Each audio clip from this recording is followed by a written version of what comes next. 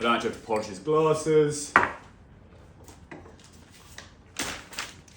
We did a supper club last night, private one for some ladies in Islington. Just as a quick shout out to them, they are hilarious, so kudos to that. I just want to go through the FT Weekend Magazine, who have brought together a number of esteemed food journalists, Jay Rayner, Tim Hayward, Marina. I think this has been potentially dubbed as bringing back the A-Team. I mean, I don't know. I'm not a massive fan of many food journalists, or like the big ones. It's not one that I really love, so no comment there. I just want to pick out something interesting.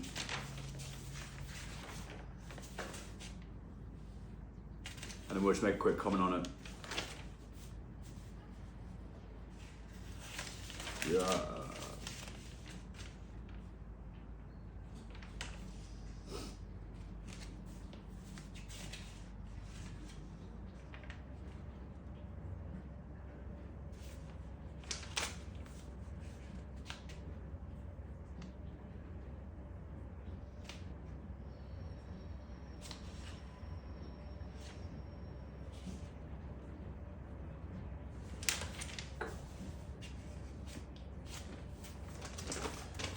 All right, 13 minutes you can keep your table for after you've paid before you're imposing on the restaurant. 13 minutes you can keep your table for after you've paid before imposing on the restaurant.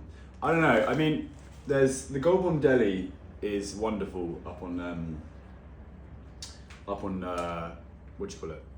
Goulburn Road. It's really good because they don't do turns. You can have your table for as long as you want. I'm sure if you took the fucking piss, they would ask you to leave. But there's no, you have to be out at this time.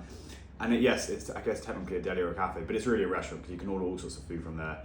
Wine, beers, coffees, everything. Yeah. I guess I just want to commend them on that.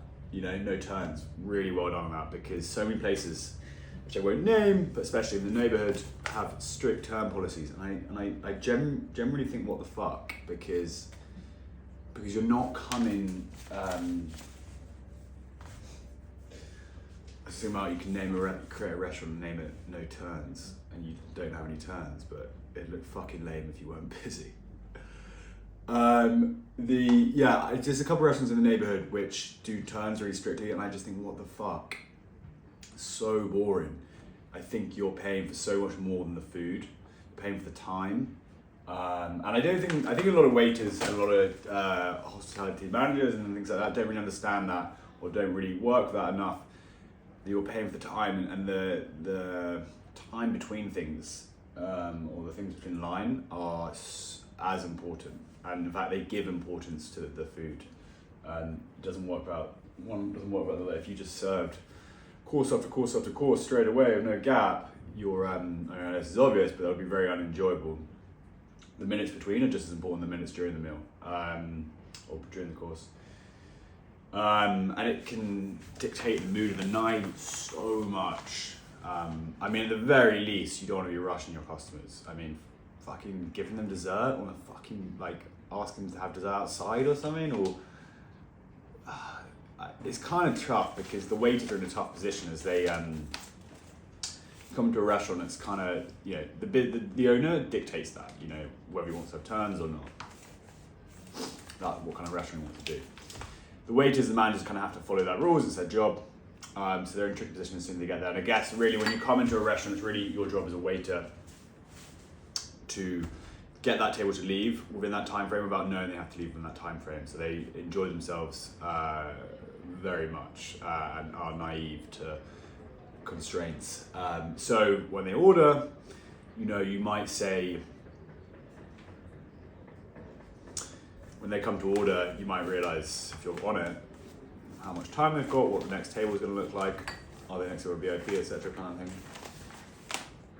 And you'll slightly coerce or, you know, low-key dictate the order somewhat or suggest it. And worst case scenario, say they want the 10-course tasting menu. You're not going to say no.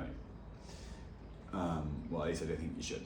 And so then you need to make a plan on the manager, like, right, these guys have 10-course tasting menu, where else can we put this next table, etc. So it is doable if you plan ahead.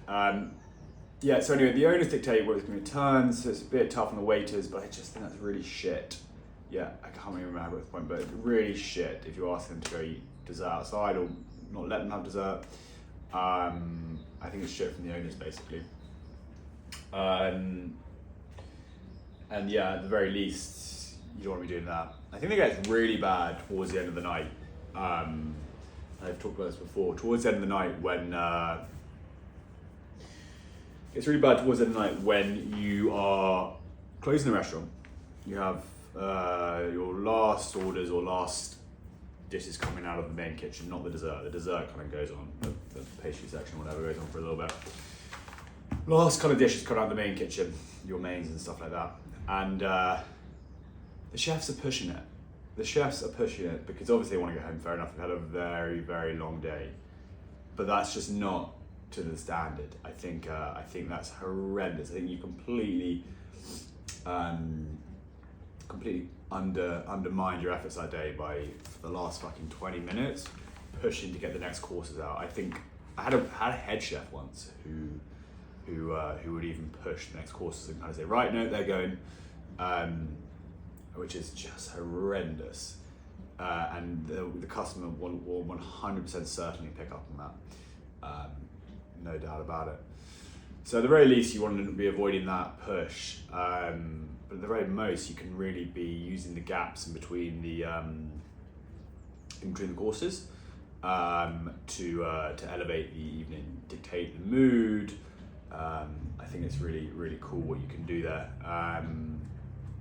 I think, for instance, last night was going to be 3 courses, and each course is going to be dictated out of 2 bits, but I kind of broke up into more like 6 courses,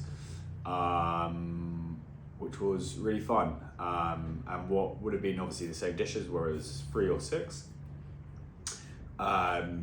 Essentially the starter was going to be made up of burrata and a fish dish, but I split them into kind of a starter and a second starter. I split it up into 6 courses. I think you just, I don't know, change the pace of the night. I think things become a bit more rarefied, you know, because you don't have so much food at one time to nibble on, and maybe that changes the sophistication. Maybe it doesn't. I think it does. Changes the feeling of the night. Changes. I think it feels a little bit more luxurious, and that's not just a placebo effect. I genuinely think it is, because you know the chef in the kitchen has more time just to really focus on that dish and you know, as much as you can prepare and stuff, and it's really important. The prep is just elemental. You know, if your prep is fucked up earlier in the day or the day before, then you're probably going to be finding it difficult to serve your meal. But as much as that prep is elemental, in the moment, your attention to putting that on the plate and how present you are, and able to execute your plan really well, but also to come up with new ideas and react to problems, super important. And by splitting that up into smaller dishes or more courses, you can really do that superbly, or give yourself a better chance of doing that, which is really interesting. So yeah, I think time between courses is really important. And I guess this brings us back to 30 minutes you can keep your table after you've paid, before you're imposing on the restaurant.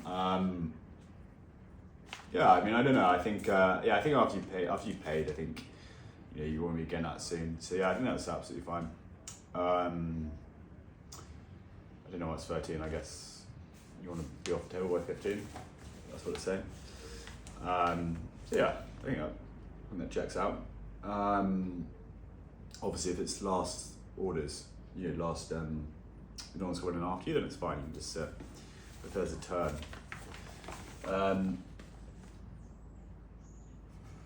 yeah.